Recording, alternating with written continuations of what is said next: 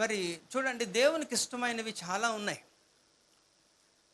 మనకి దేవుడు ఇవ్వాలనుకున్న దేవునికి ఒక ప్రత్యేకంగా ఏముండాలట, మనలో నచ్చే గుణం ఉంటున్నప్పుడు.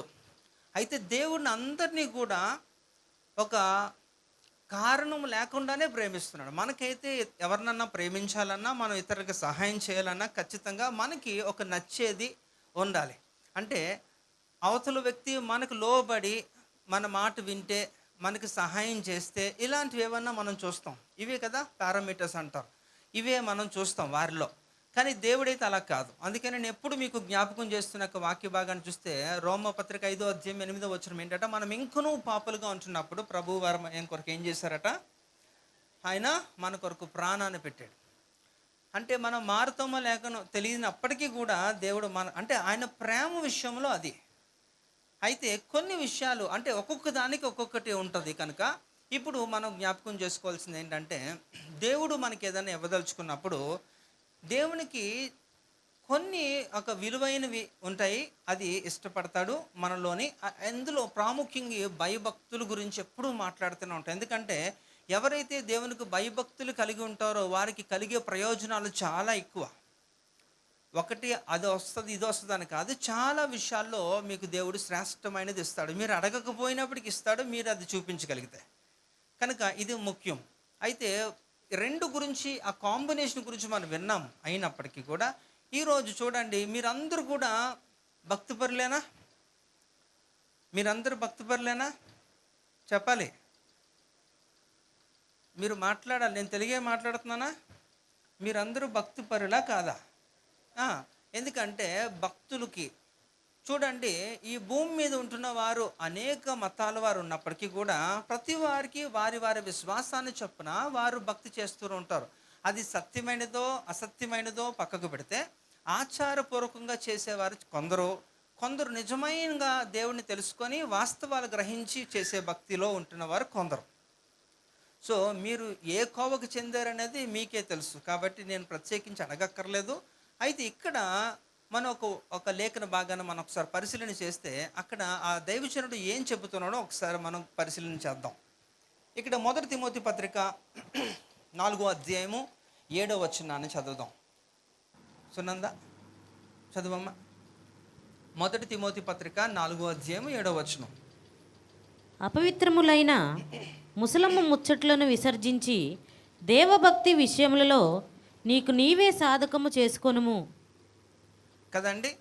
ఇక్కడ తిమోతి అనే ఒక దైవజనుడికి యవ్వనస్తుడిగా ఒక చక్కటి యొక్క సంఘ కాపరిగా ఉంటున్న వ్యక్తికి ఎవరట, ఇక్కడ తన గురువు గారు లేకపోతే తన తండ్రి అయిన ఈ యొక్క అపోస్తులైన ఎవరు, పౌలు గారు ఈ యొక్క మాటని తెలియజేస్తున్నారట. ఏంటట, అక్కడ ముసలమ్మ ముచ్చట్లో అపవిత్రమైనవి, ఇలాంటివన్నీ కూడా చెత్తా చెదారం అంతా కూడా, దీనివల్ల కలిగే ప్రయోజనం ఏమీ ఉండదు. నీ యొక్క పరిశుద్ధతను కోల్పోతావు, సమయం వృధా అవుతుంది. కనుక ఇవి పక్కన పెట్టి ఏం చేయాలట, దైవభక్తి విషయంలో నీకు నీవే సాధకము చేసుకోవాలట. అంటే ఇవన్నీ పక్కకు పెట్టి భక్తి విషయంలో మనము సాధకము చేయాలట. అంటే కొన్ని విషయాలు ఏంటంటే ఒకసారి మనం భక్తి చేస్తే సరిపోదు. పోరాటం కూడా, యుద్ధం గురించి కూడా మనం చాలాసార్లు మాట్లాడాం కదా. నన్ను కూడా మరి ఒక సందర్భంలో మాట్లాడుతున్నప్పుడు ఎఫెసీ రాసిన పత్రిక 6 మనం మాట్లాడుకున్నాం. 12 మనము పోరాడుతుంది ఎవరితోనట, శరీరులతో కాదు కానీ ప్రధానులతో, లోకనాథులతో, అంధకార దురాత్మల సమూహంతో మనం పోరాడుతున్నాం. కాబట్టి అవి కంటికి కనపడవు. కాబట్టి వాటితో పోరాటం చేసి గెలవాలంటే మనం ఎలాంటి ఆయుధాలు, ఉపకరణములు, మనం అన్నీ కూడా యుద్ధ ఉపకరణలు కలిగి ఉండాలో కిందంతా కూడా రాశాడు. సో వాటి గురించి పక్కకు పెడితే, ఇప్పుడు మనం ఆలోచించవలసిన విషయం ఏంటంటే, భక్తి కానీ ఇలాంటి విషయాలకు వస్తే అది ప్రతిరోజు ఎవ్రీడే ప్రోగ్రెస్. అది ప్రతిరోజు కూడా మనం చేసుకోవాలి. మన దినచర్యలో భాగముగా మనం ఎవరు చెప్పకపోయినప్పటికీ కూడా మనం చనిపోయే వరకు చేసే క్రియలు ఏంటండి, ఆహారం తినడం, ఒంటిని శుభ్రపరచుకోవడం, ఇవన్నీ కూడా కామన్గా ఎవరు మనకి చెప్పరు. ఇవన్నీ కూడా మనం బ్రతుకున్నంత వరకు చేయవలసిన కార్యాలు. కాబట్టి ఇక్కడ భక్తి విషయంలో కూడా ఏంటంటే సాధన చేయాలి. మన శరీరాన్ని దృఢపరచుకోవడానికి కూడా యవనస్తులుగా ఉంటున్న వారు, ఇంకా ఫిట్నెస్ కొరకు ఎవరైతే తాపత్రయపడతారో, ఆరోగ్యాన్ని కాపాడుకోదలుచుకున్న వారు కూడా ఏం చేస్తారంటే వారి దేహాన్ని ఏం చేసుకుంటారు, దృఢపరచుకోవడానికి జిమ్కి వెళ్తారు, ఎక్సర్సైజెస్ చేస్తారు. ఇవన్నీ కూడా ఏదో ఒకరోజు 2 రోజులు చేయరు కదండి. ఎందుకంటే ప్రతిరోజు కూడా వారు తినే ఆహారాన్ని నియంత్రించుకోవాలి. ఇంకా వారి యొక్క ఎక్సర్సైజెస్ ఏవైతే చేస్తున్నారో వాటిని కూడా ఒక విధానంలో మనం ప్రతిరోజు చేయాలి. సో అలా చేసుకున్నప్పుడే వారికి ఆరోగ్యంగా ఉంటుంది, వారు చూడడానికి కొంచెం చక్కగా కూడా ఉంటారు. కనుక ఈ యొక్క భక్తి విషయంలో కూడా సాధకముగా మనం చేసుకోవాలట. ప్రతిరోజు కూడా మనం ఏం చేయాలట, ఈ భక్తిని మనము కొనసాగించుకోవాలి. అందుకనే భక్తి విషయంలో మరి ఫిలిప్పీ రాసిన పత్రిక 2వ అధ్యాయము 12వ వచనంలో అపోస్తలుడు పౌలు గారు ఏం చేస్తారట, నీ సొంత రక్షణను ఏం చేస్తున్నారట, భయముతోనూ వణుకుతోనూ కొనసాగించుకోండి అని చెప్పడానికి గల కారణం ఏంటంటే, అది ఒకవేళ ఏదన్నా మిస్ అయింది అనుకోండి, మరలా మీరు కోల్పోతారు. పోయిన దాన్ని మరలా మీరు అంత త్వరగా తీసుకొని రాలేరు. కనుక ఈ విషయంలో చాలా స్పష్టంగా ఇక్కడ తెలియజేయబడుతుంది. కనుక ఇక్కడ ఈ యొక్క తిమోతికి తెలియజేస్తున్నాడు. అసలు భక్తి అంటే ఏంటి అనేది కూడా ఒకసారి మనం కానీ పరిశీలన చేయగలిగితే, ఎందుకంటే ఈ అంత్యకాలంలో మనకి ఇలాంటి భక్తి పరులుగా ఉండేవారు అది పేరుకే పరిమితం అవుతుంది, కానీ ఆ భక్తి అనేది, ఆ సాధకం అనేది వారి జీవితంలో ఎప్పటికీ కనబడదు. అందు నిమిత్తమే ఇక్కడ తిమోతి గారికి ఎవరు చెప్తున్నారట, అపోస్తలుడు పౌలు గారు చాలా స్ట్రెయిట్గా చెప్తున్నారు. అంటే తిమోతి అప్పటికే ఒక మంచి ఉన్నతంగా ఎదిగిన ఒక దైవజనుడిగా ఉన్నాడు. అలాంటి వ్యక్తికే అపోస్తలుడు పౌలు గారు ఒక బోధ చేస్తున్నారు. ఏంటట, ముసలమ్మ ముచ్చట్లొద్దు మనకి, ఎందుకంటే రానున్న రోజుల్లో అవే ఎక్కువైపోతూ ఉంటాయి. కనుక అది ఎప్పుడో కొన్ని ఏళ్ళ క్రిందటే, 2000 సంవత్సరాల క్రిందటే చెప్పబడినది ఈరోజు మనం ఆచరణలో మనం చూడగలుగుతున్నాం. నిజంగా అంత భక్తి సాధనకంగా ఎవరు చేయట్లేదు కదా. నేను ఎవరిని పాయింట్అవుట్ చేయట్లేదు, కానీ వ్యక్తిగతంగా మీ భక్తి ఎలా ఉందో ఒకసారి పరిశీలన చేసుకోండి. ఎన్ని గంటలు మీరు దేవునికి ఇవ్వగలుగుతున్నారు అనేది ఆలోచిస్తే మీకే తెలుస్తుంది.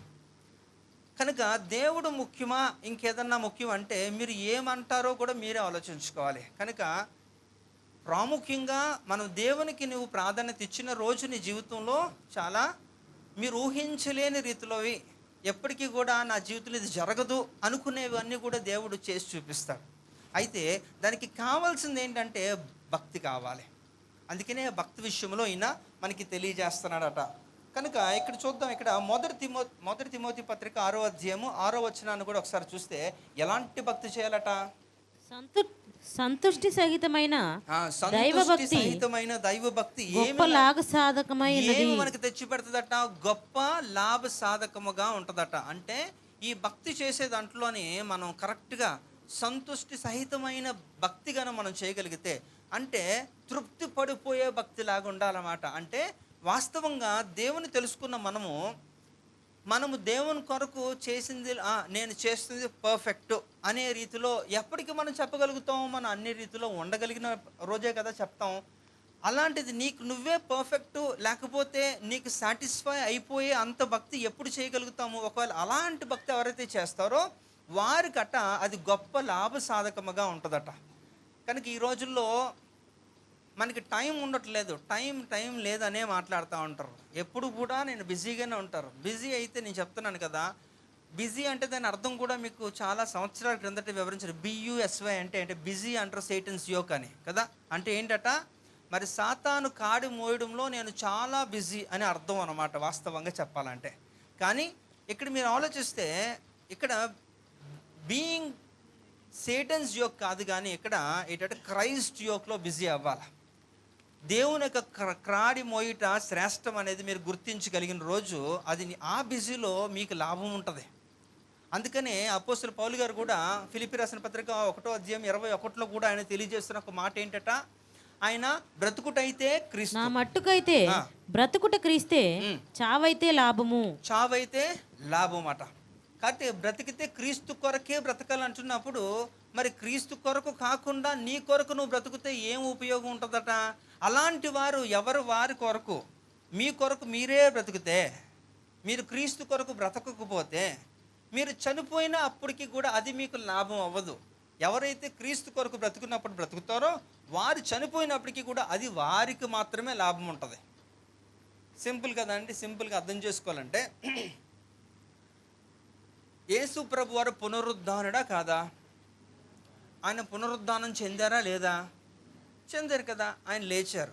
అయితే ఎవరైతే ఆయన విశ్వసిస్తారో, మరి రోమపత్రికలో కూడా 2వ అధ్యాయంలో 6వ అధ్యాయంలో వీటన్నిటి గురించి కూడా ఆయన పునరుద్ధానం ఎలా ఉంటుంది, ఆయన నమ్మిన వారి మీద ఎలా పనిచేస్తుంది, ఇవన్నీ కూడా చాలా తేటపరిచాడు.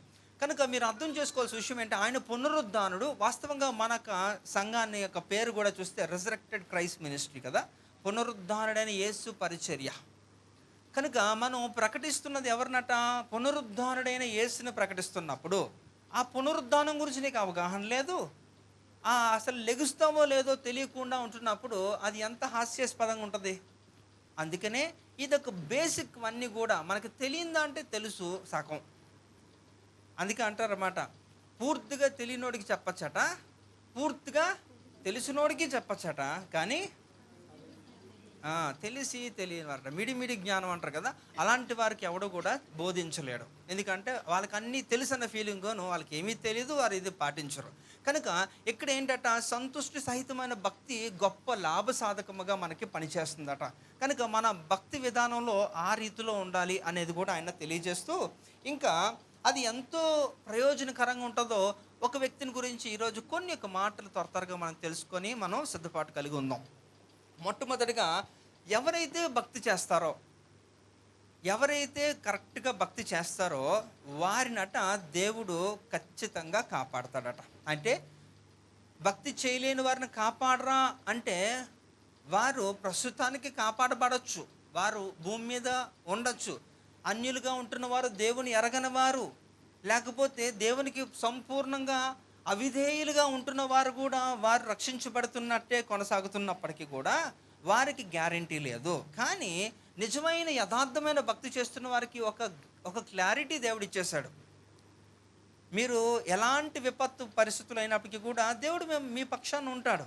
అయితే అది ఎలాంటి స్థితి అయినప్పటికీ కూడా, అందుకనే ఒక వ్యక్తిని మనం చూద్దాం. ఇక్కడ దానియేలు గ్రంథం 6వ అధ్యాయంలో 23వ వచనంలో ఒక మాట చూస్తే, దానియేలు గ్రంథం 6వ అధ్యాయం 23వ వచనం చూస్తే, అతడు తన దేవుని యందు భక్తి కలవాడయందున అతనికి ఏ హానియు కలగలేదట. దానియేలు అనే ఒక గొప్ప దైవజనుడు, అలాగే గొప్ప ప్రవక్త కూడా.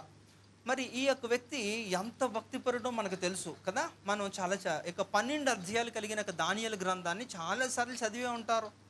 చదవలేని వాళ్ళ గురించి ఎప్పుడూ అనవసరం, చదివే వాళ్ళకి కొంచెం అవగాహన ఉంటుంది కదా. కనుక వారికి తెలుసు దానియేలు ఎలాంటి భక్తిపరుడు అనేది. ఎలాంటి భక్తిపరుడు అంటే, దినములో ఎన్నిసార్లు ప్రార్థన చేసేవాడటండి? 3 మార్లా 3 సార్లా? 3 మార్లే, 3 సార్లు కాదు, రెండు కరెక్టే. 3 టైమ్స్ a day కదా. ఆ 3 సార్లు చేసే ఒక అలవాటు కలిగిన వాడు. మరి నిన్న కూడా మనం అలవాటు గురించి మాట్లాడుకున్నాం కదా. ఏం అలవాట్లు కలిగి ఉండాలట? దొంగతనాలు, హత్యలు. ఇక్కడ బాయ్స్ వెరీ గుడ్, ఓకే. కాబట్టి ఎలాంటి అలవాట్లు కలిగి ఉండాలంటే, మీ అలవాట్లు చెప్పకండి, దేవుని అలవాట్లు మనం నిన్న మాట్లాడుకున్నాం. కాబట్టి మరి దేవుని వాక్యాన్ని మనం చదివేది మనం అలవాటుగా చేసుకోవాలట. ఇంకా ప్రార్థించే వారిగా మనం ఉండాలట. ఇంకా మనం సువార్తని ప్రకటించే వారిగా కూడా ఉండాలి. ఇది యేసు ప్రభువుకి ఉన్న అలవాట్లు. ఆ అలవాట్ల వలన ఆయన ఎంతగా ప్రపంచానికి ఆయన ఎలాంటి ఒక ఐకాన్గా మారిపోయాడో, దానివలన ఎంతమంది వారు రక్షణలోకి వచ్చారు, వారి యొక్క పరిస్థితి ఏంటి అనేది మనం చూసాం. అయితే అది ఎవరైతే చేస్తారో అలాంటి మంచి అలవాట్లు కలిగి ఉంటున్నప్పుడు ఖచ్చితంగా మనకి మంచి జరుగుతుంది.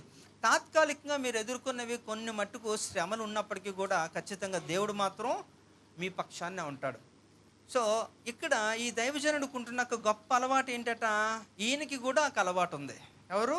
దానియేలు. ఏం అలవాటు ఉందా ఆయనకి? ప్రతిరోజు కూడా ప్రార్థన చేసేవాడు. ఎలాంటి పరిస్థితి అయినప్పటికీ కూడా ఆ పరిస్థితి ఉండడం బట్టే ఆయన సింహాల బోనులో వేసినప్పటికీ కూడా ఆయన కాపాడబడ్డాడు. అవునా? సింహాల బోనులో వేసినప్పుడు. అయితే ఇది ఒక మాటలో తేల్చేస్తారు, కానీ వాస్తవంగా మీరు రోమన్స్ కల్చర్ గురించి కానీ కొంచెం అవగాహన ఉంటే, ఈ రోమా వారు ఏం చేస్తారట, వారు చాలా క్రూరంగా శిక్షిస్తారట మనుషుల్ని. అది సిలువ మరణం గురించి మనం విన్నాం చాలాసార్లు. అలాగే ఈ యొక్క సింహాలను ఏదైతే బోన్లో వాటిని ఉంచారో, ఎవరినైతే శిక్షించాలనుకుంటున్నారో, ఎవరినైతే సింహాలకు ఆహారంగా వేయాలనుకుంటున్నారో, ఆ సింహాలను ఏం చేస్తారట, ఒక 1 వీక్ వాళ్ళకి ఫుడ్ పెట్టరంట. వాటిని ఎంతో అగ్రెసివ్గా పెంచుతారట. అంటే చాలా అవి చాలా ముందే క్రూర జంతువులు ఎలా ఉంటాయండి, వాటికి దయ ఉంటుందా, జాలి ఉంటుందా, ఏముండదు. అందుకే అవి క్రూర మృగాలు అంటారు. ఇప్పుడు మనుషులకైతే అలాంటి ఒక ఫీలింగ్స్ ఉంటాయి. అయ్యో, చిన్న పిల్లలు వాళ్ళు ఒకళ్ళు ఎంత కిరాతకుడైనప్పటికీ కూడా ఏదో ఒక పాయింట్లో వాడికి ఒక ఆలోచన శక్తి ఉంటుంది కనుక వదిలేయడం ఏదో చేస్తారు. హ్యూమానిటీ అంటారు కదా, మానవత్వాన్ని చూపిస్తారు. కానీ ఇక్కడ ఈ క్రూర జంతువులు ఎప్పుడూ అలా చేయవు. చిన్న పిల్లోని బోన్లో వేసినా వాడిని అలాగే చంపేస్తే, ముసలి వాడిని వేసినా వాడిని అలాగే చంపేస్తే, యవనస్తుడిని వేసినా వాడిని కూడా, అందరికీ ఒకటే ట్రీట్మెంట్. అవునా? వాటికి ఏమీ అలాంటి ఉండవు. అయితే ఇక్కడ అందులో ఆ సింహాలకి ఎలాంటివి ఏం చేస్తారట, ఒక వారం రోజులు తిండి పెట్టరట. వాటిని చాలా ఆకలితో ఉంచుతారట. ఎందుకనంటే ఎవరైనా ఎలాంటి పనిష్మెంట్స్ ఎవరైతే ఇస్తున్నారో అలాంటి వాళ్ళు తీసుకుని వేసేటప్పుడట, ఆ సింహాల బోన్లో పూర్తిగా భూమి మీదకి పడక ముందుపే ఆ సింహాలన్నీ కూడా ముక్కలు చేసుకుని తినేస్తాయంట.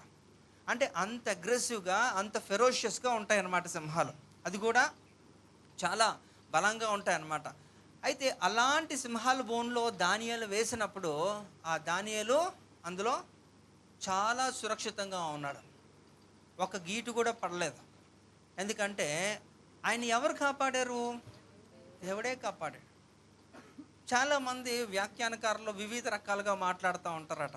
ఏంటట, ఆ సింహాలకి ఈ యొక్క దానియేలు కూడా ఒక సింహంలా కనబడ్డాడని కొందరు అంటారు. కనుక సింహాలు తినవు కదా అని కొంతమంది వ్యాఖ్యానిస్తూ ఉంటారు. మరి మనకు తెలియదు అది అంతా కూడా వాళ్ళ మాటల్లో అలాగా. అయితే నేనేమంటానంటే, ఏదైనప్పటికీ కూడా దేవుడు ఆజ్ఞాపించినప్పుడు, నీ యొక్క భక్తి సరైన విధానంలో ఉంటున్నప్పుడు అది నీకు ఎంత లాభసాధకంగా ఉంటుందంటే, నీ ప్రాణాన్ని రక్షించింది కదా. కనుక ఇక్కడ అదే మనం చూస్తే, ఇక్కడ అతడు తన దేవుని యందు భక్తి కలవాడై అందున అతనికి ఏ హాని కలగలేదు. ఒకవేళ దానియేలు కానీ అల్లరి చిల్లరగా ఉంటూ ఆయన ఏదో నామకార్థమైన భక్తి చేస్తుంటే, నేను అనుకుంటాను అసలు దానియేలు ఎప్పుడైతే సింహ బోన్లో వేశారో ఆ రోజుతోనే అక్కడితోనే అయిపోయి ఉండేది. మరలా తర్వాత దానియేలు గురించి పెద్దగా మనం చర్చించిన అవసరం లేదు. ఎందుకంటే ఆయన భక్తి దానికి పరిమితం, చక్కడే చచ్చాడు అని ఏదో మాట్లాడుదురేమో. కానీ ఇక్కడ ఆయన భక్తి ఆయన కాపాడిందట. కాబట్టి ఎవరైతే భక్తిగా ఉంటారో దేవుడు వారిని కాపాడతాడు. అయితే అందరూ భక్తిపరులే అని చెప్పుకుంటారు, కానీ ఆ భక్తిలో శ్రేష్టత కావాలి. ఎలాంటి భక్తి ఉండాలట? సంతుష్టి సహితమైన దైవ భక్తి. ఎలాంటిది? మనకు ప్రయోజనం ఇస్తాడు, గొప్ప లాభసాధకముగా ఉంటుంది. కనుక భక్తి ఎప్పుడు కూడా, అందుకనే మన ఒక మూలవాక్యం కూడా మనం చదువుకున్న దాంట్లో కూడా ఏంటట, దైవ భక్తి గురించి మాట్లాడుతున్నాడు. ఇలాంటి అంటే పనికిరాని ముసలమ్మ ముచ్చట్లు మీరు పెట్టుకోకండి, దానివల్ల ఎలాంటి ప్రయోజనం లేదు. ఒకవేళ కానీ దానియేలుకి అక్కడ ఆ ఆస్థానంలో చాలామంది తెలుసు, అందులోని ప్రధానులందరి మీద కూడా ఈయన ఒక ప్రముఖుడు కదా. అలాంటిది ఖచ్చితంగా ఏవేవో మాట్లాడుకోవచ్చు, అలా కూర్చొని ఏదో టైంపాస్ చేయొచ్చు. కానీ ఎప్పుడు అలా టైంపాస్ చేసినట్టు బైబిల్లో మనకి అక్కడ రాయలేదు. కానీ ఆయన పని ఆయన చేసుకుంటూ ఆయనకున్న అలవాటు కూడా, పరిస్థితి ఏదైనప్పటికీ కూడా, ప్రతికూల పరిస్థితుల్లో కూడా ఆయన భక్తిని కొనసాగిస్తూనే ఉన్నాడు. ఎలాంటి పరిస్థితి అంటే, నెబుకద్నెజర్ అనే ఆ దర్యావేషు ఆ విగ్రహం ఎప్పుడైతే చేశారో దాని వైపు ఏం చేశారట, వారి సైరన్ మోగినప్పుడు అందరూ కూడా అక్కడ ఉండేవాళ్ళు అందరూ కూడా ఆ విగ్రహం వైపు తిరిగిపోయి అందరూ సాష్టాంగ పడిపోయి నమస్కరించాలి. ఇది ఒక చట్టం చేశారు. ఎవరైతే ఇలా చేయట్లేదో వారందరినీ కూడా మరణశిక్ష వారికి. అలాంటి పరిస్థితి, ఆ శిక్ష కూడా అమలు చేయడానికి కూడా ఈ దానియేలు ఏం చేయాలట, ఒక సిగ్నేచరింగ్ ఏం చేయాలట, అది ఆమోదించాలి. ఒక సింబల్ ఏం చేయాలట, ఒక సంతకం చేసి అది బయటికి పంపించాలి. అది కూడా తెలుసు. అయినప్పటికీ కూడా ఆయన ఏమి కూడా భయపడలేదు. ఎందుకంటే ఆయనకి తెలుసు ఆయన భక్తి ఆయన కాపాడుతుందని. హల్లెలూయా. అయితే మీకు అలాంటి పరిస్థితి వస్తే, మీ యొక్క భక్తి మిమ్మల్ని కాపాడుతుందా? ఒకసారి ఆలోచించండి. మిమ్మల్ని సింహం బోన్లో వేస్తారో, నూనెలో వేస్తారో, ఉరేస్తారో, ఇంకేం చేస్తారో నాకు తెలియదు. ఒకవేళ అలాంటి పరిస్థితి వస్తే నిజంగా మీరు మీ భక్తి చేత మీరు కాపాడబడే ఒక శక్తి మీకు ఉందా? ఒకసారి ఆలోచించండి. అలాంటి పరిస్థితి రాకూడదు అనే ఆలోచిస్తున్నాను నేను. అంటే ఒకవేళ వచ్చినప్పటికీ కూడా మీరు కాపాడబడాలనేదే నా ప్రార్థన. అంతేనండి? కాదంటారా? లేకపోతే ఎందుకండి ఇప్పుడే చచ్చిపోతే బెటర్ కదా? కొంతమంది పిరికివారు ఏంటట, ఇప్పుడే చచ్చిపోతే నేను అలాంటివి ఏవి చూడక్కర్లేదు, తప్పించుకోవచ్చని. అయితే అలాంటి పిరికివారుగా ఉంటే కూడా అది ప్రమాదమే. అంటే సమయం వచ్చినప్పుడు మీరు దేవుని వైపు నిలబడకపోతే కూడా అది చాలా ప్రమాదమే. అందుకనే ఇక్కడ కూడా ఒక మాట తెలియజేస్తున్నాడు కదా, ప్రకటన గ్రంథం 21వ అధ్యాయం 8వ వచనంలో మొట్టమొదటి మాట ఏంటట? వీళ్ళు ఎక్కడికి వెళ్తారట? రెండో మరణానికి వారు పాత్రులైపోతారట. కనుక పిరికితనం అనేది దేవుని పట్ల, దేవుని విషయాల గురించి మనం ఎప్పుడు కూడా భయపడకూడదు. ఎందుకంటే మన దేవుడు సజీవుడు, మన దేవుడు బలవంతుడు కదా, మన దేవుడు ఏదన్నా చేయగలడు. అలాంటిది ఆ దేవుణ్ణి మనం పెట్టుకొని కూడా మీరు భయపడితే ఎలా? అందుకనే కీర్తనకారుడు 118:6లో కూడా ఒక మాట ఏం చేస్తున్నాడట? 118:6 ఏమందమ్మా? యెహోవా నా పక్షమునున్నాడు, నేను భయపడను, నరులు నాకేమి చేయగలరు? ఓకే, యెహోవా నా పక్షమునున్నాడు, నేను భయపడను, నరులు నాకేం చేయగలరు? ఎవరు ఏం చేయలేరు. కనుక అది మీరు గుర్తుపెట్టుకోండి. దేవుడు మీ పక్షాన్ని ఉండి మిమ్మల్ని కాపాడి మీ బదులుగా ఇతరులతో ఆయన యుద్ధము చేసే వారిగా ఉండాలంటే మాత్రం ఖచ్చితంగా మీలో నచ్చేది దేవునికి కనబడాలి. అది భక్తి అయి ఉండాలి మొట్టమొదటిగా. అది నామకార్థమైన భక్తిగా ఉండకూడదు, మరలా చెప్తున్నాను. కనుక అది సంతుష్టి సహితమైన ఒక భక్తిగా పిలువబడాలి. అప్పుడు అది మీకు గొప్ప లాభ సాధకముగా ఉంటుంది. కనుక అలాంటి భక్తిని మనం ప్రాక్టీస్ చేద్దాం. ఎందుకంటే రానున్న రోజులు మంచివి కాదు. కనుక ఖచ్చితంగా ఆ విపత్తులో కానీ ఆ శ్రమల్లో నుంచి మనం ప్రయాణం చేయాల్సిన ఒక రోజు వస్తుంది. కనుక ఆ రోజు మీరు ఇలా తెల్లమొహం వేసుకొని మీరు భయపడుతూ మీరు నిరీక్షణ కోల్పోయిన వారిగా మాత్రం మీరు ఉండకూడదు. అందుకని ఇక్కడ కూడా ఒక మాట తెలియజేస్తాడు చూడండి. దానియేలు గ్రంథం 6వ అధ్యాయము 16వ వచనంలో కూడా చూస్తే, అంతట రాజు ఆజ్ఞయ్యగా బంట్రోతులు దానియేలును పట్టుకొని పోయి సింహముల గుహములో పడద్రోయగా రాజు, నీవు అనుదినము తప్పక సేవించుచున్న నీ దేవుడే నిన్ను రక్షించునని దానియేలుతో చెప్పెను. ఎవరు చెబుతున్నారా మాట? అనుదినము అంట. అదేదో ప్రతిరోజు రాజు ఈ దానియేలు వెనకాతలు వెళ్ళి చూస్తున్నట్టు చెప్తున్నాడు కదా. రాజుకి వేరే పని లేదండి, ఈయన పని చేస్తున్నాడు. కానీ రాజే ఆయన కింద పని చేస్తున్న ఒక వ్యక్తి గురించి చెబుతున్న మాట, మీరు అనుదినము సేవిస్తున్నా అంటే ఆయనకి తెలుసు దానియేలు ఎంత భక్తిపరుడని. కనుక మన గురించి మనం చెప్పుకునే దానికంటే ఇతరులు చెప్పినప్పుడు, ముఖ్యంగా దేవుడు చెప్పినప్పుడు చాలా బాగుంటుంది. అది విలువైన స్టేట్మెంట్. కనుక మనం భక్తి మాత్రం గుర్తుపెట్టుకోండి. ఏదో సాదా సీదా భక్తి, మరి ఇన్ని సంవత్సరాలు అలా గడిపేసామండి, ఏదో అలా అయిపోయింది, సరే ఇప్పటి వరకు అయిపోయింది, దాన్ని నేనేం చేయలేదు. ఎందుకంటే లాస్ట్ డేస్ అంటారు అనమాట. పోయిన కాలం, గతించిన కాలాన్ని ఎవడు వెనక్కి తీసుకొని రాలేడు కదా. కానీ ముందున్న కాలం ఇంకా మనకు ఉంది కదా. కనుక శ్రేష్టమైన ఒక భక్తిని మనం కనపరిచేవారుగా దేవుని సహాయంతో మనం ముందుకు వెళితే ఈ నూతన సంవత్సరంలో మీకు లాభసాధకముగా ఉంటుంది. హల్లెలూయా. అందుకే కీర్తనకారుడైన దావీదు కూడా కీర్తన 34వ అధ్యాయంలో 7వ వచనంలో కూడా ఒక మాట తెలియజేస్తున్నాడు చూడండి. కీర్తనలో 34:7, యెహోవా యందు భయభక్తులు గలవారి చుట్టూ ఆయన దూత కావలి ఉండి వారిని రక్షించును. హల్లెలూయా. కనుకనే మరి ఆయన్ని సింహ బోన్లో వేసినప్పటికీ కూడా ఒక దూత ఏం చేసిందట? ఆయన్ని కావలి ఉండి కాపాడినట్టే కదా. ఇక్కడ దానియేలు విషయమే కాదండి, షడ్రక్ మేషక్ దంపతులు వారికి కూడా అలాంటి పరిస్థితి ఎదురైంది. ఇంకా భక్తులు చాలామంది ఉన్నారు బైబిల్ గ్రంథంలో. వారందరినీ కూడా దేవుడు కాపాడగలిగాడంటే వారి భక్తి చాలా ఉన్నతంగానే ఉంది. కనుక సో మరి మీ భక్తి ఏంటో ఒకసారి మీరు ఒక చిన్న ఒక టెస్ట్ చేసుకోండి, ఒక కంపేర్ చేసుకోండి. మీరు ముందున్న ఒక 10 ఏళ్ళు, 15 ఏళ్ళు, 20 ఏళ్ళు క్రిందట ఉన్న భక్తి ఇప్పటికి ఏమైనా చేంజ్ ఉందంటారా? చాలా చేంజ్ ఉంటుంది. ఎలాగా? పెరగడమా తగ్గడమా? తగ్గడమే, పెరగడం ఉండదు. పెరగడం ఉంటే చాలా సంతోషం. ఒకవేళ లేదండి మీకు తెలియదండి, నేను చాలా లోపల చాలా భక్తి చేస్తున్నానండి, బయటికి చూపించలేకపోతానంటే సరే, దేవుడు అంతరంగంలో పరిశీలించేవాడు ఆయన కాబట్టి ఆయన చూసుకుంటాడు. హల్లెలూయా. కాబట్టి మొట్టమొదటిగా ఏం చేయాలట? నీ భక్తి నిన్ను కాపాడుతుంది. కనుక భక్తి విషయంలో ఎవరు కూడా అశ్రద్ధ వహించకండి, దానివల్ల నష్టం మీకే.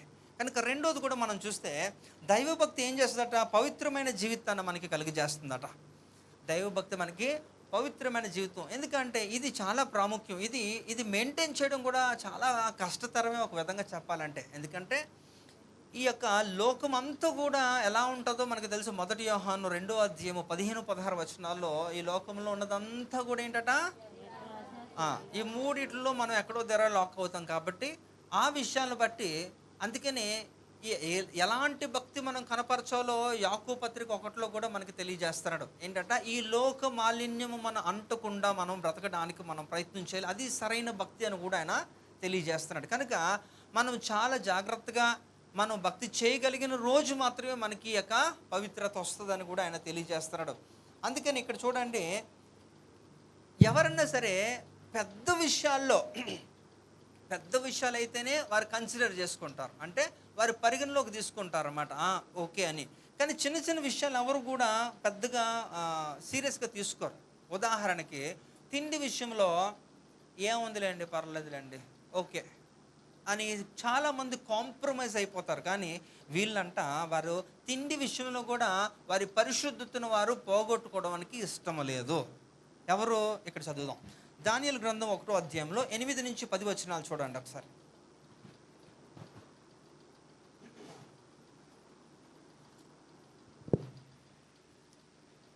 రాజు భుజించు భోజనమును పానము చేయు ద్రాక్షారసమును పుచ్చుకొని తన్ను అపవిత్రపరచుకొనకూడదని దానియేలు ఉద్దేశించి తాను అపవిత్రుడు కాకుండానట్లు వాటిని పుచ్చుకొనకుండా సెలవిమ్మని నపుంసకుల అధిపతిని వేడుకొనగా, దేవుడు నపుంసకుల అధిపతి దృష్టికి దానియేలునకు కృపా కటాక్షము నొందని అనుగ్రహించెను గనుక నపుంసకుల అధిపతి దానియేలుతో ఇట్లనెను. రైట్, ఇక్కడ మీరు గమనించండి. అక్కడ మనకి స్టోరీ తెలుసు, బ్యాక్గ్రౌండ్ అంతా కూడా ఏంటట, ఈ యొక్క ప్రతి 10 ఏళ్ళకి ఈ యొక్క యెరూషలేము మీదకి ఈ దండయాత్ర చేస్తారు. ఎవరు? ఈ బబులోన్లో ఉంటున్న రాజులుగా అందులో ఉంటున్న ఒక నెబుకద్నెజర్ అనే రాజు ప్రతి 10 సంవత్సరాలకి యెరూషలేము మీద దాడి చేసి అక్కడ 10,000 మంది యూదుల్ని, అందులో యవనస్తుల్ని తీసుకొని పోతున్నాడు. అలా మొదటి దండయాత్రలో 10,000 మంది యూదుల్ని తీసుకొని వెళ్ళిపోయాడు, యవనస్తులందరినీ కూడా. అందులో పట్టబడిన వారే ఈ 4 మనం మాట్లాడుకుంటున్న దానియేలు గ్రంథంలో షడ్రక్, మేషక్, అబేద్నెగో, దానియేలు. ఈ 4 అంటే పట్టబడిన వారందరూ కూడా యూదులే 10,000 మంది. కానీ పేర్లు మాత్రం మనకు కనబడుతున్నవి మాత్రం 4. మిగతా వాళ్ళు 9,996 మంది ఏమయ్యారు తెలియదు. కారణం ఏంటో తెలుసా? They compromised with sin. అంతే, వారు పాపముతో రాజీ పడిపోయారు. ప్రతికూల పరిస్థితుల్లో వారు ఎదుర్కోలేకపోయారు. అందుకనే వాళ్ళ పేర్లు మనకు తెలియదు, వారు ఏమైపోయారో కూడా తెలియలేదు. కానీ మిగిలింది మాత్రం వీళ్ళ నలుగురు కూడా హీరోలు అయిపోయారు. హల్లెలూయా. అయితే ఎక్కడంటే స్టార్టింగ్లోనే వీళ్ళు చేసింది ఏంటట, వీళ్ళు ఎప్పుడైతే పట్టబడ్డారో వెళ్ళారో ఈ యొక్క కల్దీలు భాష, అంటే ఈ బబులోని సామ్రాజ్యంలో కల్దీలు భాష ఒకటి ఆచరణలో ఉంది. ఈ యొక్క రాజు నెబుకద్నెజర్ దగ్గర వారి యొక్క ఆస్థానంలో ఉండేవారికి ఏంటంటే యవనస్తులందరికీ కూడా అన్ని భాషల మీద ప్రావీణ్యం రావాలి. ఒక భాషలే కాదు, వాళ్ళని ఎంతో ఉన్నతమైన జ్ఞానవంతులుగా వారు తీర్చిదిద్ది వారి దేశానికి వారు ఉపయోగించుకుంటారన్నమాట. అది బానిసత్వాన్ని చేసావు, ఏదైనా చేసేయండి, అది బుద్ధి బలము, కండబలము అన్నీ కూడా ఉండాలి. అందుకనే వాళ్ళు మొదటిగా వారి యొక్క ఆహారం విషయంలో ఏం చేస్తున్నారట, రాజుల భోజనం అనమాట. వాళ్ళందరికీ కూడా ఈ తీసుకొని వెళ్ళిపోయారు కదా 10,000 మంది యవనస్తులు అందరికీ కూడా రాజుల భోజనం పెద్ద బల్ల పెట్టారు అనమాట. దాని మీద ఏంటంటే సకల జీవరాశులు కూడా దాని మీద ఉన్నాయి. అన్నీ కూడా మీకు ఏది కావాలంటే అన్నీ కూడా ఉన్నాయి. వాటన్నిటిని కూడా నపుంసకుల అధికారి ఒకరిని తీసుకొని వచ్చి వాడికి ఇన్ఛార్జ్ పెట్టారు. ఈ 10,000 మంది మీద అధికారి వాడు. ఎందుకంటే వారికి భోజనం, వారి వసతులు అన్నీ చూసుకోవాల్సిందే ఈ వ్యక్తే. కనుక వారిని అక్కడ పెట్టినప్పుడు వీళ్ళు మొట్టమొదటిగా ఫస్టే ఒక బ్రేక్ వేస్తారు. ఏంటంటే ఈ నలుగురు, దానియేలు, షడ్రక్, మేషక్, అబేద్నెగో నలుగురు కూడా అంటున్నారు, మేము తినం తిండి విషయంలో. సో చాలామంది అక్కడ టెంప్ట్ అయిపోతారు కదా తిండి విషయంలో. ఎందుకంటే మీకు నచ్చిన యొక్క ఆహార పదార్థాలు కనబడుతున్నప్పుడు ఏముందిలేండి చిన్న ప్రార్థన చేసుకొని సకలము కూడా పరిశుద్ధం అయిపోతాయి అనే రకంలో చాలామంది ఏం చేస్తారంటే, వారు నియంత్రణ లేదనుకోండి, దేవుని పేరు వాడుకొని అక్కడ వాళ్ళు ఇది చేస్తారు. కానీ ఇక్కడ వీళ్ళు మాత్రం ఈ నలుగురు కూడా అలా చేయడానికి ఇష్టపడలేదు. వాళ్ళు ఓపెన్గా చెప్పేస్తారు, మేము తినం, మాకు వద్దు, మమ్మల్ని మేము అపవిత్రపరుచుకోలేము. ఎందుకో తెలుసా, అక్కడ తింటే అపవిత్రత, నాన్ వెజ్ లేకపోతే ఏదో అవి తింటే వారి యొక్క అపవిత్రం వస్తుంది అయిపోద్దని కాదు. కానీ రాజులు భోజనం అనే అక్కడ ఆ యొక్క అన్యుల దేశంలో ఉంటున్న అందులో రాజుల దగ్గర ఉంటున్న ప్రతి ఆచారం ఏంటంటే, ఏది చేసినప్పటికీ కూడా వారి యొక్క దేవతలకి వారు బలి ఇచ్చే చేస్తారు. కనుక అది విగ్రహార్పితం అవుతుంది.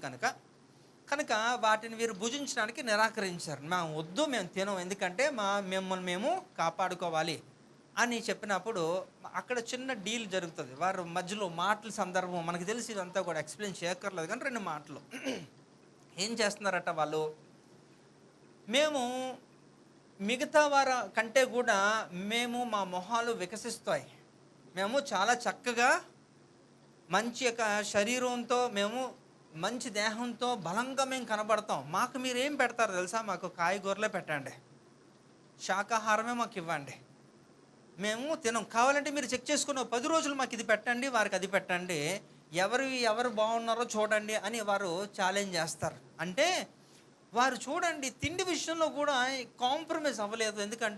ఎందుకంటే వారి దేవుడికి ఇచ్చే అంతటి యొక్క ప్రాధాన్యత, వారి దేవునికి అంత భక్తి కలిగి ఉన్నారు. ఎవరు? ఈ యొక్క నలుగురు. వాస్తవంగా యూదులందరూ కూడా అలాగే కదా ఉండాలి. మరి 9,996 మంది ఎందుకు అలా లేరు అంతే. ఇప్పుడు మీరు లేరా?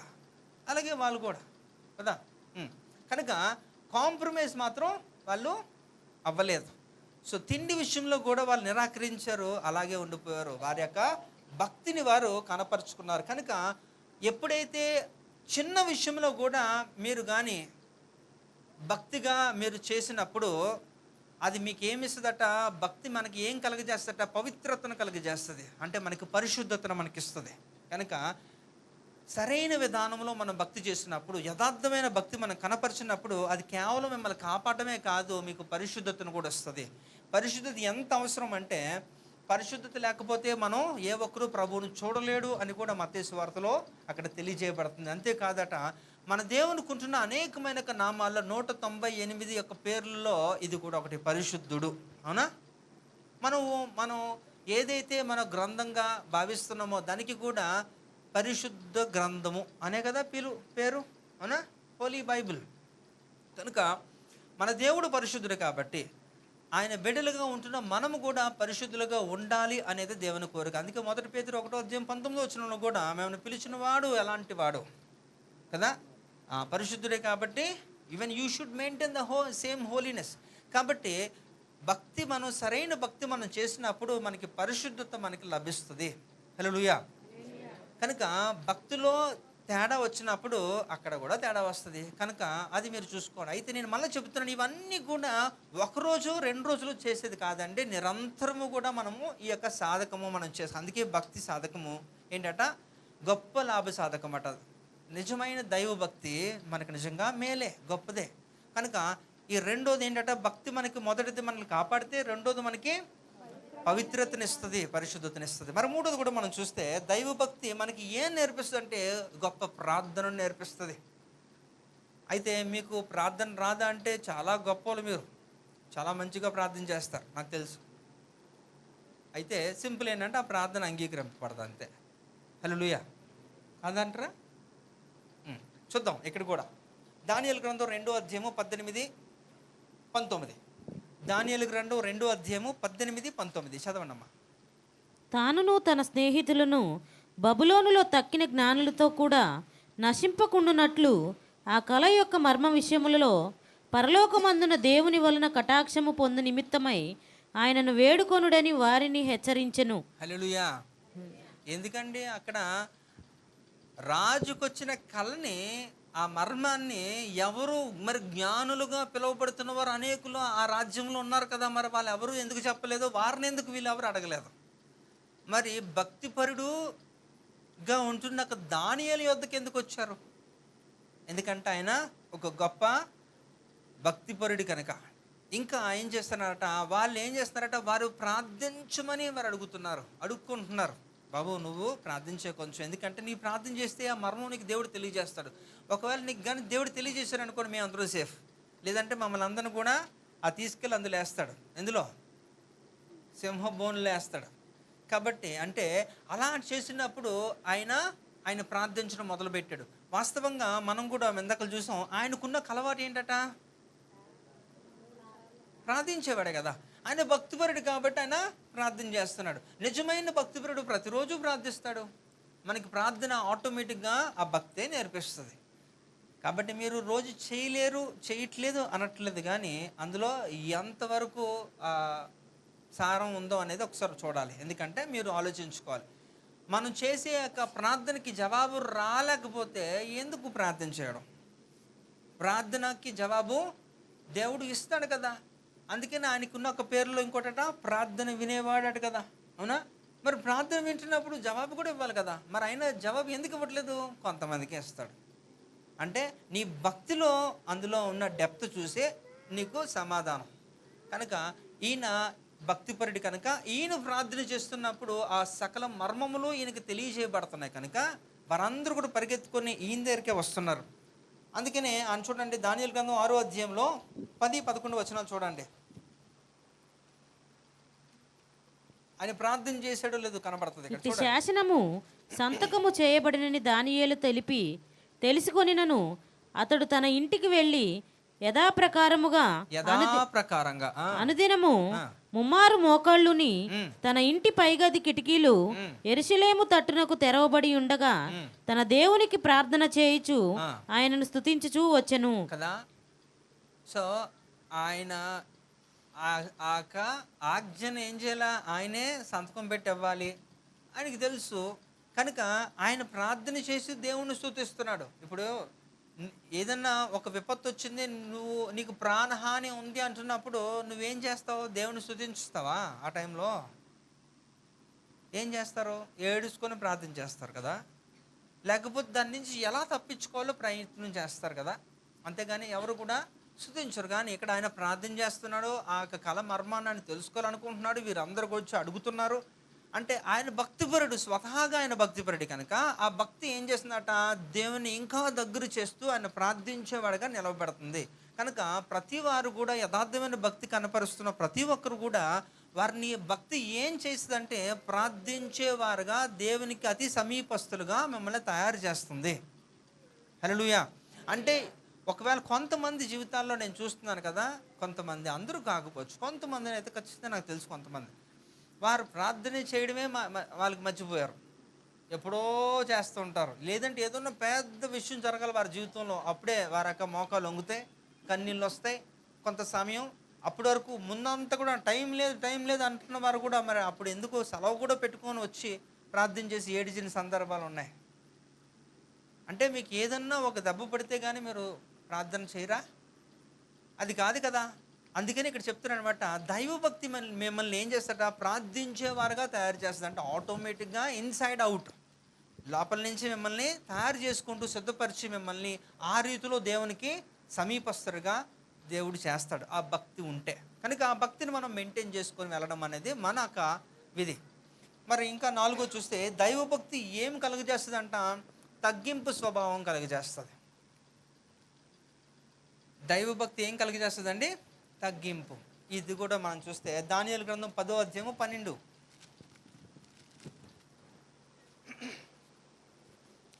అప్పుడతడు దానియేలు భయపడకుము, నీవు తెలుసుకొనవలెనని నీ మనస్సును అప్పగించి దేవుని ఎదుట నిన్ను తగ్గించుకొనిన ఆ మొదటి దినము మొదలుకొని నీవు చెప్పిన మాటలు వినబడినవి గనుక నీ మాటలను బట్టి నేను వచ్చి తిని. ఎవరు చెప్తున్నారు? ఇక్కడ కూడా ఒక దూత ఒక స్టేట్మెంట్ ఇస్తున్నాడు. దేవుడు పంపించిన దూతతో మాట్లాడుతున్నాడు. ఇక్కడ ఏంటట, అప్పుడు అతడు, దానియేలు భయపడకము, నీవు తెలుసుకుని వలనని నీ మనస్సును అప్పగించి దేవుని ఎదుట నిన్ను తగ్గించుకొనిన. దేవుని ఎదుట ఆయన ఏం చేశాడట, ఆయన తన్ను తాను తగ్గించుకున్నాడు. అందుకనే లూకాసు వార్తలో మన 18లో మనకు తెలుసు కదా, తన్ను తాను తగ్గించుకున్న వారు హెచ్చింపబడతారు. ఇది కామన్ ఫార్ములా, అందరికీ కూడా అది అప్లికేబుల్. కనుక ఇక్కడ దానియేలు ఒక మహాజ్ఞాని, మంచి ప్రవక్త, భక్తిపరుడు, మంచి మంచి పాజిటివ్స్ అన్నీ కూడా, ఏదో నెగిటివ్ అనేది ఒక్కటి కూడా లేదు. మీరు చూడండి ఆ 12 అధ్యాయాల్లో ఎక్కడ కూడా దానియేలు గురించి ఎక్కడ కూడా నెగిటివ్ అనేది ఎక్కడ కూడా రాయలేదు, రిమార్క్స్ లేవు. Is a perfect gentleman. So అలాంటి వ్యక్తి ఇక్కడ ఏం చేస్తారంట, ఆయన ప్రార్థన చేస్తున్నప్పుడు దేవుని యొక్క మర్మములు ఆయనకి తెలియజేయబడుతున్నాయి. ఇంకా ఆయన భక్తి ఆయన కాపాడింది, ఆయన యొక్క భక్తే ఆయనకి పరిశుద్ధతను తీసుకొచ్చింది. ఇంకా ఆయన యొక్క తగ్గింపు స్వభావం ఏం చేసిందట, ఆయన ఆ స్థితిలో పెట్టింది. అంటే ప్రధానులందరిలో కూడా ఈయన మళ్ళా ప్రధాని. జ్ఞానులుగా చాలామందిని అక్కడ ఎంపిక చేశారు. వాళ్ళందరి మీద 2 ప్రధానులు పెట్టారు. వాళ్ళిద్దరి మీద ఈయన అధికారిగా పెట్టారు. అంటే ఈయన పొజిషన్ అంటే ఇంకా ఆల్మోస్ట్ ఏంటంటే, రాజు తర్వాత తీసుకోవాల్సిన నిర్ణయాలన్నీ కూడా ఈయనే తీసుకుంటాడు. అంతటి యొక్క ఉన్నతమైన స్థానము దేవుడు ఆయనకి కలుగజేశాడు. ఎందుకని, ఆయన ఎంత భక్తి ఉన్నప్పటికీ, ఎంత జ్ఞానవంతుడైనా కూడా ఆయన ఎక్కడా కూడా నేను జ్ఞానిని అని ఎక్కడా కూడా చూపించుకోలేదు. Is very humble, down to the earth అన్నట్లుగా ఉన్నాడు. ఎవరు? దానియేలు. అందువలన ఇక్కడ సరైన భక్తి ఏం చేసేదట, మనకి తగ్గింపు స్వభావాన్ని ఆటోమేటిక్గా వస్తుంది. కొంతమందికి కొంచెం ఉన్న చాలు వారిని పట్టుకోలేము. వారు భూమి మీద కూడా సరిగ్గా నడవడం రాదు వాళ్ళకి. అలాంటి యొక్క యాటిట్యూడ్తో ఉంటారు. సో దానివల్ల పెద్ద యూజ్ ఉండదు, దాని గురించి మాట్లాడకుండా అవసరం లేదు. కనుక ఇక్కడ దానియేలు అయితే చాలా ఉన్నతమైన పొజిషన్లో ఉన్నప్పటికీ కూడా ఆయన ఎంతో తగ్గింపు కలిగి ఉన్నాడు. ఎందుకంటే ఆయన భక్తి ఆయనకి అలాంటి యొక్క హంబుల్నెస్ నేర్పించింది. అందుకని ఇంకా చూడండి 2వ అధ్యాయము 30వ వచనంలో కూడా చూస్తే, దానియేలు 2:30లో కూడా ఆయన చెబుతాడు, ఇతర మనుషులందరికంటే నాకు విశేష జ్ఞానం ఉండుట వలన. చూసారా, ఒక్క నిమిషం అమ్మా, క్లారిటీ ఏంటట, ఇక్కడ ఉన్న వాళ్ళు చాలామంది ఉన్నారు, కానీ అందరికంటే కూడా ఆయనకి ఏముందట, విశేషమైన జ్ఞానం. అంటే అట్మోస్ట్ విజ్డమ్ అది ఉన్నందున, కాబట్టి నాకు దేవుడు నాకు ఈ యొక్క మర్మాలు గురించి నాకు వివరం ఇవ్వట్లేదు కానీ అని చెబుతున్నాడు. కంటిన్యూ చేయి. బయలుపరచబడలేదు అది రాజునకు దాని భావమును తెలియజేయ నిమిత్తమును, తమరి మనస్సు యొక్క ఆలోచనలు తాము తెలుసుకుని నిమిత్తమును అది బయలుపరచబడెను. రాజా తాము చూచుచుండగా బ్రహ్మాండమగు. చాలు అది కల వివరిస్తున్నాడు అక్కడ. అంటే ఇక్కడ నేనేదో జ్ఞానిని కాబట్టి నాకు బయలుపరచలేదు అని ఆయన అక్కడ చెప్తున్నాడు. ఇంకా ఏంటట, మళ్ళీ ఆయన చెప్తున్నాడు, అందరికంటే కూడా నాకు విశేషమైన జ్ఞానం ఉంది అని కూడా ఆయన తెలియజేస్తున్నాడు. నిజమే, అక్కడ ఆ కాలంలో దానియేలు ఎరాలో Daniel is the chief wisest అనమాట. ఆయనే ఒక జ్ఞానవంతుడు. ఆయనకు మించిన వారు ఆ కాలంలో లేరు, అంతే. సో ఇక్కడ మనం చూస్తే, ఇప్పుడు నీ భక్తి నీకు ఏమి ఇవ్వాలి? నిన్ను కాపాడగలగాలి, నీకు పరిశుద్ధతను తీసుకొని రావాలి, ఇంకా ఏం చేయాలట, ప్రార్థించేదిగా నేను నడిపించగలగాలి. ఇక్కడ తగ్గింపు స్వభావం నీలో కనపడాలి కదా. నిన్ను కూడా మనం మాట్లాడాము, దేవుడు ఎవరి యొద్దకు వెళ్తాడట, యెషయా గ్రంథంలో మనం మాట్లాడుకున్నాం. దేవుడు ఎవరి యొద్దకు వెళ్తారట, దీనులు ఎద్దుకు ఆయన వస్తాడు. ఆయన ఎక్కడుంటాడో మహోన్నతమైన స్థలంలో ఆయన నివసించే దేవుడు కదా. అలాంటి దేవుడు ఎవరి దగ్గరికి వెళ్తాడట, దీనులు. అంటే వెనక ముందు ఎవరు లేరు, వారు చాలా చిన్నవారు, తగ్గింపు స్వభావం కలిగిన వారు, సాత్వికులు. అలాంటి వారి దగ్గరికి దేవుడు వెళ్ళిపోతాడట. కనుక మీరు ఆలోచించండి, ఇక్కడ ఈయనకున్న స్వభావం ఏంటట, ఆయన భక్తి ఆయనకి అలాంటి స్వభావాన్ని చూపిస్తుంది. కాబట్టి మీ భక్తి అలాంటి స్వభావాన్ని కనపరచగలుగుతుందా? ఒకసారి ఆలోచించండి. ఒకవేళ అయితే చాలా సంతోషమే నిజంగా, ఎందుకంటే దేవునికి అలాంటి వారే కదా కావాలి. దేవుడు కూడా ఒకవేళ మీరు దీనులుగా ఉంటే, మీరు ఆయనకు లోబడి మీరు ఉండగలిగిన రోజు ఖచ్చితంగా దేవుడు నీతోనే ఉంటాడు. ఒకవేళ నీతో ఉంటే దావీదు ఏదైతే మాట చెప్పాడో అదే మాట మీరు కూడా మొహమాటం లేకుండా, భయం లేకుండా, వెనుక లేకుండా చెప్పొచ్చు కదా. 118:6లో యెహోవా నా పక్షం ఉన్నాడు, నేను భయపడను, నరులు నాకేం చేయగలరు అని మీరు చెప్పగలగాలి. ఏదో వాక్యం చదవడం కాదు కదా, అందులో ఉన్న ఒక భావం నువ్వు అప్లై చేయగలగాలి. అప్పుడే కదా దానికి ఒక విలువ. కనుక ఈయన భక్తి ఏం చేస్తుందట, ఆయనకి తగ్గింపు స్వభావాన్ని తీసుకొస్తుంది, పవిత్రతను తీసుకొస్తుంది, ప్రార్థించేవారుగా నడిపిస్తుంది. ఇంకా మొదటిది రక్షిస్తుంది, కాపాడుతుంది. రైట్. ఇంకా మనం చూస్తే దైవభక్తి ద్వారా మనం ఏం పొందగలుగుతాం అంటే గొప్ప సాక్ష్యాన్ని పొందగలుగుతాం. ఇది చాలా ప్రాముఖ్యం కదా. సాక్ష్యం పొందడం అంటే ఇది అంత సులువేం కాదు.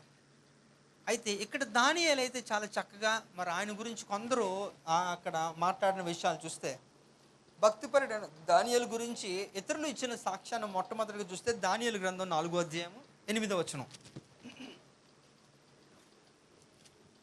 కడపట బెల్తెషాజరును నా దేవత పేరును బట్టి బిరుదు పొందిన దానియేలను వాడు నా ఎదుటికి వచ్చెను. పరిశుద్ధ దేవతల ఆత్మ అతని అందుండెను. చాలమ్మా. బెల్షాసరు ఎవరండి? నెబుకద్నెజరు యొక్క కొడుకు. ఈయన కూడా రాజే. ఆయన ఏదో కొద్దిగా మిస్టేక్ అంటే ఆయనకంటే దరిద్రుడు కదా. దానియేలు గ్రంథం 5వ మనకి కనబడతాడు. మనకి తెలుసు కదా, మేనే టెక్లోఫరస్, గోడ మీద ఒక చెయ్యి వచ్చి రాయడం వీడి గురించే. కనుక ఇక్కడ మనం మాట్లాడితే ఇక్కడ ఆయన ఇస్తున్నాడు. ఎవరట? బెల్షాజరు చెప్తున్నాడు దానియేలు గురించి, పరిశుద్ధ దేవతల ఆత్మ కలిగి ఉన్నాడట. ఎవరు? దానియేలు.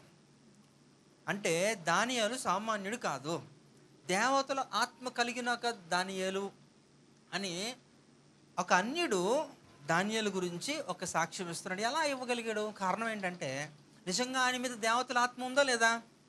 ఉంది. ఎలా? ఆయన ఎప్పుడు కూడా నిరంతరము ఎలా ఉండేవాడట? దేవునితో సహవాసంలో ఉన్నాడు. కనుక ఆయన భక్తిపరుడుగా ఉన్నందున ఆటోమేటిక్గా ఆయన మీద దేవతల ఆత్మ ఉండడం చేత ఆ మాట ఈ యొక్క రాజు పలుకుతున్నాడు, బెల్షాసర్ పలుకుతున్నాడు. ఇంకా చూస్తే 5:11 కూడా చూడండి. దానియేలు 5:11. నీ రాజ్యములో ఒక మనుష్యుడున్నాడు, అతడు పరిశుద్ధ దేవతల ఆత్మ గలవాడు. ఇదిగో, ఇది ఎవరు చెప్పారు? ఈ బెల్షాజర్ వాళ్ళక అమ్మ చెబుతున్న మాట. ఎందుకంటే అక్కడున్న జ్ఞానులు ఎవడు కూడా ఆ రాతేంటో కూడా కనిపెట్టలేకపోయారు. అది ఏ భాష కూడా తెలియదు.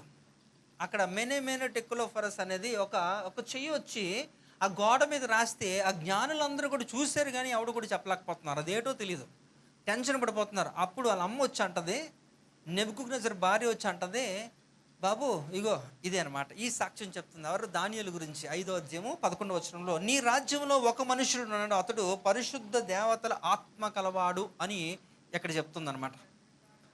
చాలండి.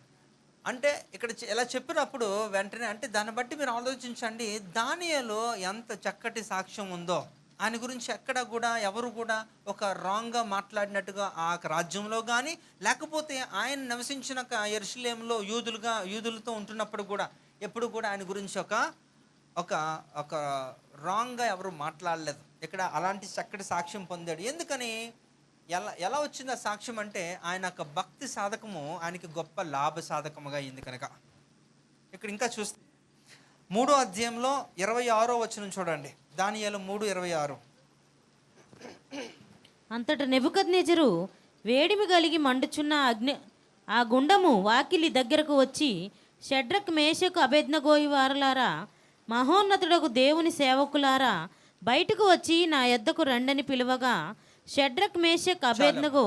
కాబట్టి ఇక్కడ కూడా అలాంటి సాక్ష్యం అంటే మహోన్నతుడకు దేవుని సేవకులారా అని కూడా మాట్లాడుతానంటే అక్కడ వాస్తవంగా మాట్లాడుతుంది షడ్రక్, మేషక్, అబేద్నెగో ముగ్గురు గురించి అయినప్పటికీ కూడా సేవకులుగా ఉంటున్నది ఎవరు లేరు ఇక్కడ. ఇంకా ఈ నలుగురే కదా, దానియేలు, వీళ్ళు ముగ్గురు యంగ్ బాయ్స్. కనుక ఈ నలుగురు గురించి ఆయన ఈ యొక్క మాట ఆయన తెలియజేస్తున్నాడు. ఇంకా చూస్తే 4:28-29 కూడా పైన చెప్పినదంతయు రాజుకు నెబుకద్నెజరునకు సంభవించెను. 12 నెలలు గడిచిన పిమ్మట అతడు తన రాజనిధియగు బబులోనుల నగరయందు సంచరించుచుండగా రాజు బబులోనను, ఈ మహావిశాల పట్టణము నా బలాధికారమును నా ప్రభావ ఘనతను కనపరచుటకై నా రాజధాని నగరముగా నేను కట్టించినది కాదా అని తనలో తాను అనుకొనెను. ఇక్కడ ఆయన ఆ 7 హ్యాంగింగ్ గార్డెన్స్ గురించి అతిశయపడుతూ చెబుతున్న మాట ఎవరు? నెబుకద్నెజరు. ఆ తర్వాత మనకి ఏమైందో తెలుసు.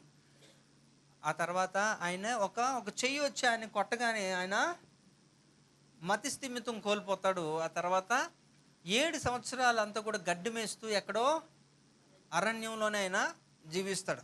కారణం ఏంటని ఆయన అతిశయపడిపోయి ఈ యొక్క మాట చెబుతున్నాడు. అంటే ఇక్కడ ఇవన్నీ కూడా ఎందుకు జరుగుతున్నాయి అనేసి అంటే, ఈ యొక్క దానియేలు వారి జీవితంలో తను కనపరిచిన ఒక గొప్పటి యొక్క భక్తిని బట్టి ఆయనకి ఇచ్చిన సాక్ష్యాలు. అయితే అదే వ్యక్తి మరలా నెబుకద్నెజరు 7 సంవత్సరాల అనంతరం మరలా వచ్చి నీ దేవుడు గొప్పోడు అని చెప్పడమే కాకుండా ఆ రాజ్యంలో ఒక చట్టం కూడా చేసేస్తాడు. దానియేలు దేవుడే మన దేవుడని అలా ఒక చట్టాన్ని చేసి అదే అందరూ కూడా ఏం చేయాలట, అదే ప్రాక్టీస్ చేయాలని కూడా ఆయన ఒక చక్కటి సాక్ష్యం ఆయన గురించి ఇవ్వబడుతుంది. ఇంకా చూస్తే దైవభక్తి మనల్ని ఏం చేస్తుందట, ఆ ప్రాస్పారిటీ మనల్ని వర్ధిల్లింప చేస్తుందట. మన భక్తి మనల్ని వర్ధిల్లింప చేస్తుంది. వాస్తవంగా అందరూ కూడా ప్రాస్పర్ అవ్వాలి, అభివృద్ధి చెందాలి అనేది అందరి యొక్క ఉద్దేశం కదండి. ఇక్కడ ఉన్న వాళ్ళందరూ కూడా ఎవరండి ఎక్కడే వేసిన గొంగలు అక్కడే ఉండడానికి ఎవరు ఇష్టపడరు కదా.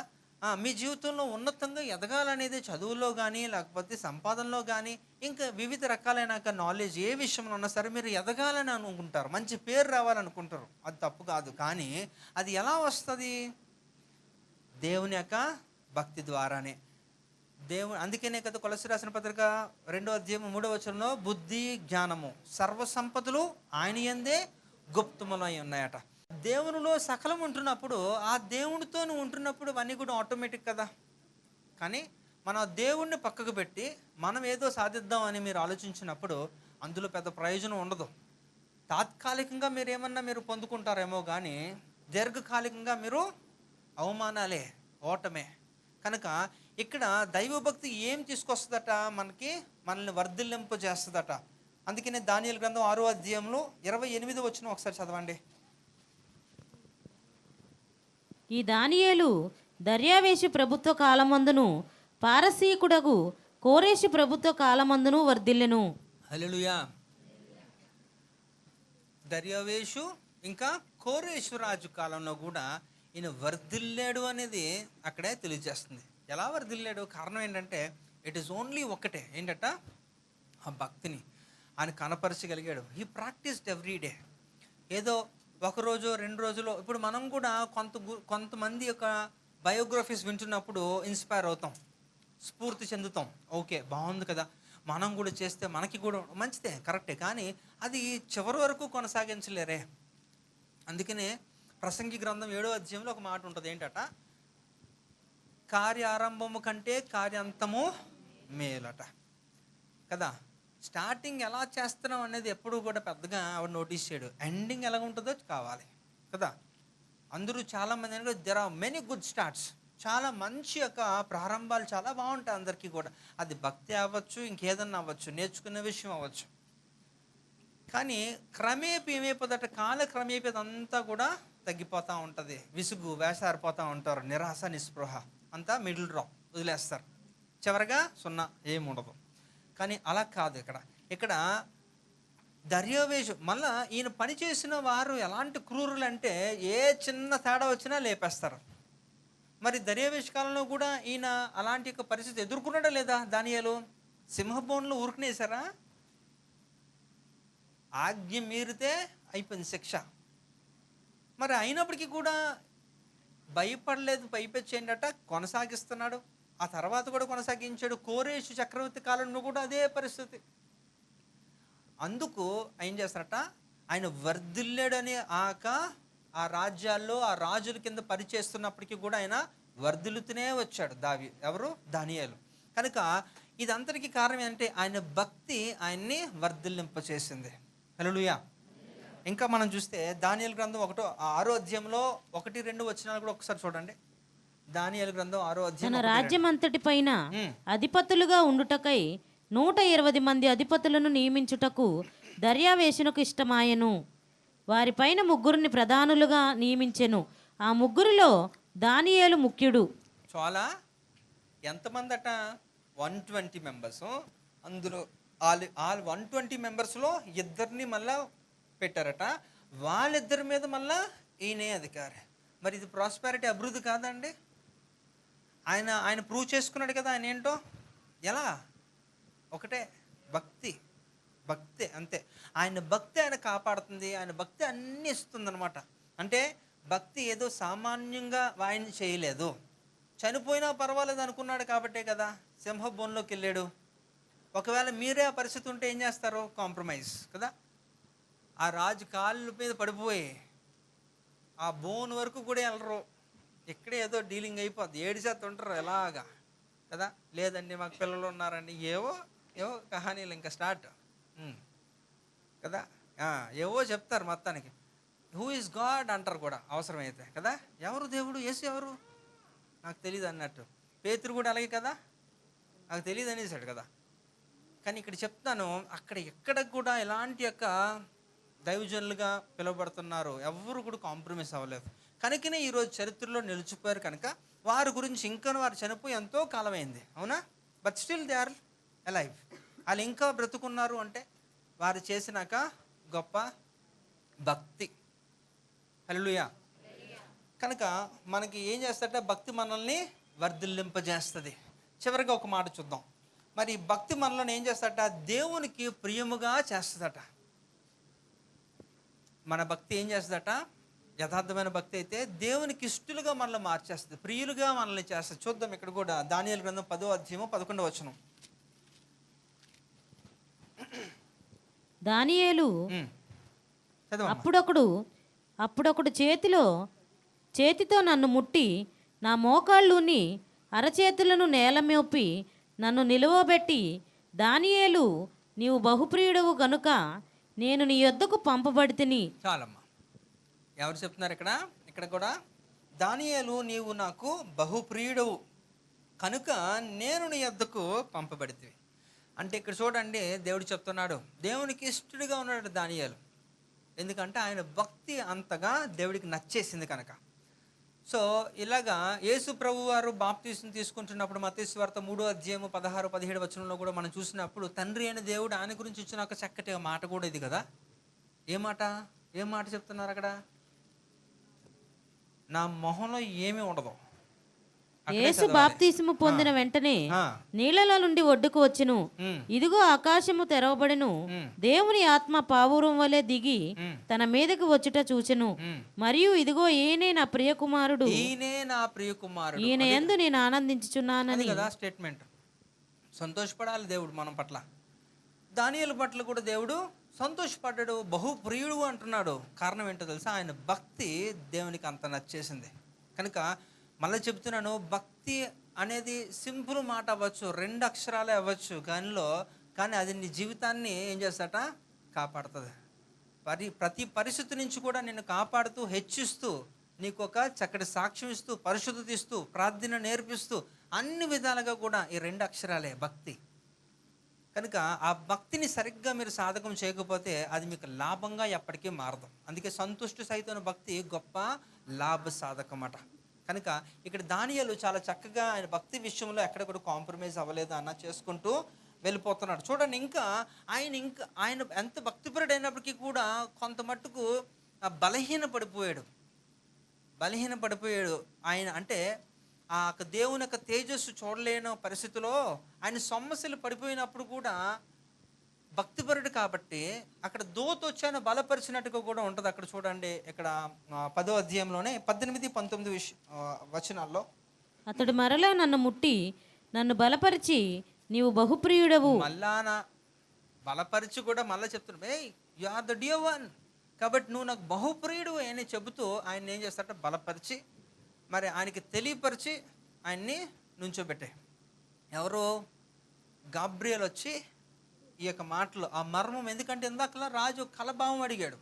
ఆ కలభావం చెప్పకపోతే ఇక్కడున్న జ్ఞానులందరినీ కూడా తుత్తునీలుగా చేసి ఏం చేస్తాను? సింహ బోన్లు వేసేస్తా అన్నాడు. తర్వాత ఎలాగే వేసేసాడు అనుకోండి వాళ్ళందరినీ కూడా. తర్వాత కానీ దానియేలు సేఫ్. అయితే అదే కాకుండా యూదులను కూడా చంపేస్తానంటే వారి నిమిత్తం ఈయన ప్రార్థించి చాలా దేవుని సన్నిధిలో కనిపెట్టుకున్నప్పుడు దేవుడు తెలియజేసి నాకు మర్మం చెప్పినప్పుడు వీరిని దేవుడు సేఫ్గా ఉంచాడు. కాబట్టి ఇక్కడ మన భక్తి దేవునికి ఇష్టంగా మారిపోవాలి. ఇక్కడ బహుప్రియుడు అని దానియేలు గురించి దేవుడే చెప్తున్నాడు. కనుక నీ గురించి దేవుడు అలాంటి యొక్క స్టేట్మెంట్ ఏమైనా ఎప్పుడైనా ఇచ్చాడా, ఇస్తాడా భవిష్యత్తులో? కనీసం కొన్ని ఇప్పటివరకు లేకపోవచ్చు. ఒకవేళ ఫ్యూచర్లో ఏమన్నా అలాంటి స్టేట్మెంట్ ఇచ్చే అవకాశం ఉందంటారా? చెప్పాలి, ఉందంటారా లేదంటారా? అది మీ చేతిలోనే ఉంది, అవును కదా? ఒకవేళ దేవుడు నిజంగా ఇస్తాడు, నేను అలా చేసుకుంటానంటే మీరు అంత భక్తి మీరు కనపరచండి, చేయండి. You have to practice it everyday.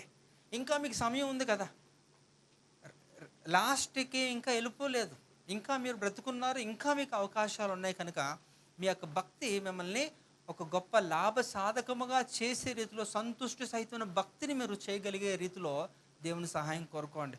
ఇప్పటి వరకు కూడా మీరు వేటిపైన ఎంత టైం వెచ్చిస్తున్నారో నాకు తెలియదు, బట్ స్టిల్ నీకు ఇంకా టైం ఉంది కనుక ఆ భక్తిని మీరు పెంచుకోండి. నాకు టైం లేదు అని ఎవరు చెప్పకండి దయచేసి. టైం లేదంటే దేవుడు మీరు ఒక కష్టకాలం ఉంటున్నప్పుడు కూడా even I can't help because I don't have time అంటాడేమో దేవుడు. ఒకవేళ దేవుడే నాకు టైం లేదంటే మీ పరిస్థితి ఏంటి?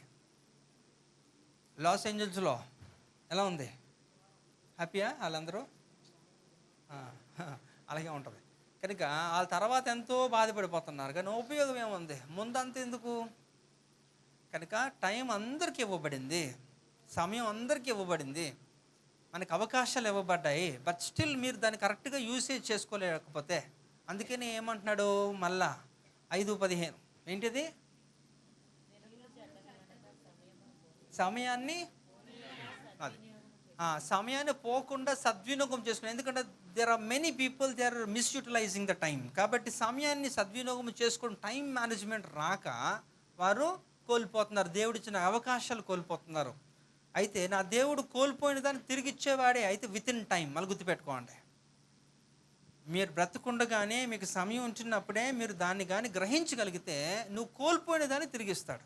కానీ లేదండి పర్లేదు లాస్ట్లో చూద్దాం, ఇలాగ యేసు ప్రభు ఎలా వచ్చాడో అలా వెళ్ళిపోతారట కదా, అలా వస్తున్నప్పుడు అలా చూసేసి రెడీ అయిపోతారట. అలాగవదు. కనుక మనం ఏం చేయాలట? ఆయన ఎప్పుడు వచ్చినా సరే ఐఎమ్ రెడీ అనే రీతిలో నీ భక్తి ఉండగలిగిన రోజు నీకు ఎలాంటి డోకా లేదు. లాస్ట్ మినిట్లో నేను ఎలాగన్నా సరే ఆ మేఘాన్ని పట్టేసుకుంటాను, ఎలాగన్నా సరే నేను వెళ్ళిపోతానంటే మాత్రం కష్టము. దానివల్ల మీరు వెళ్తారనే నేను అలాంటి మాటలు కూడా చెప్పలేను, అలాంటి ప్రామిసులు నాకు కూడా తెలియవు. కనుక ఇవి 7 విషయాలు మనం చాలా సీరియస్గా మన యొక్క జీవితాల్లో మనం అలవాటు చేసుకుందాం. ఏంటంటే మొట్టమొదటిది సునీలే చెప్పేస్తారు, అన్నీ కూడా ఎవ్వరికి ఛాన్స్ ఇవ్వడం. కనీరా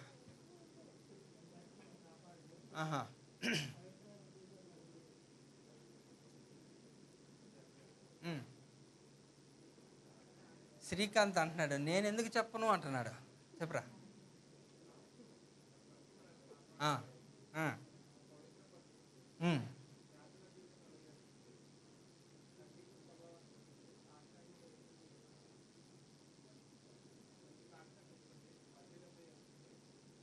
ఇంకా హల్లెలూయా కదా. మరి వాళ్ళు చెప్తే నేను ఎందుకు చెప్పను అని చెప్పి సంధ్య కూడా చెప్పేస్తుందట. చెప్పమ్మా.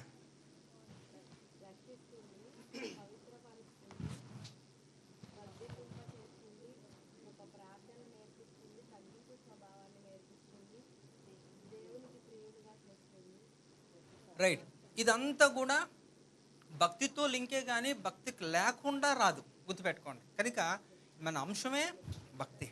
కనుక ఇప్పటి వరకు కూడా మీరు ఎంత భక్తి చేశారో నాకు తెలియదు. సో గతంలో ఎలా ఉందో కూడా నాకు అనవసరం.